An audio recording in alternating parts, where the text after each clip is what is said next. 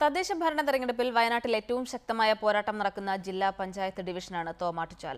ജനതാദൾ സംസ്ഥാന vice president PM. ജോയിയും INTUC സംസ്ഥാന secretary P.K. അനിൽകുമാറും തമ്മിലാണ് ഇവിടെ പ്രധാന മത്സരം.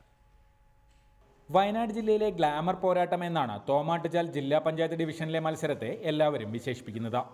20 വർഷം തുടർച്ചയായി ജനപ്രതിനിധിയായ ജനതാദൾ സംസ്ഥാന വൈസ് പ്രസിഡന്റ് P.M. ജോയിയാണ് ഇവിടെ ഇടതുമുന്നണി സ്ഥാനാർത്ഥി. ഇടതുമുന്നണിയുടെ രാഷ്ട്രീയം തന്നെയാണ് P.M. ജോയിയുടെ പ്രചാരണ വിഷയം. മതേതര സമൂഹത്തിന്റെ മനസ്സ് LDFിനൊപ്പമാണെന്ന് അദ്ദേഹം പറയുന്നു. ഇവിടെ നമുക്ക് ഹൈന്ദവനും മുസൽമാനും ക്രിസ്ത്യാനിയൊക്കെ ഒരുമിച്ച് ജീവിക്കേണ്ട ഒരു ജില്ലയാണ്, ഒരു സംസ്ഥാനമാണ്, ഒരു പ്രദേശമാണ് എന്നുള്ള ചിന്തയാണ് ജനങ്ങൾക്ക് മൊത്തത്തിലുള്ളത്. അതിലുപരി ഇടതുപക്ഷ ജനാധിപത്യത്തിനോടൊപ്പമാണ് ഇപ്പം ഉള്ള ജനത മുഴുവൻ, അവരുടെ മനസ്സ് മുഴുവൻ ഇടതുപക്ഷ ജനാധിപത്യത്തിനോടൊപ്പം ഉള്ളത്.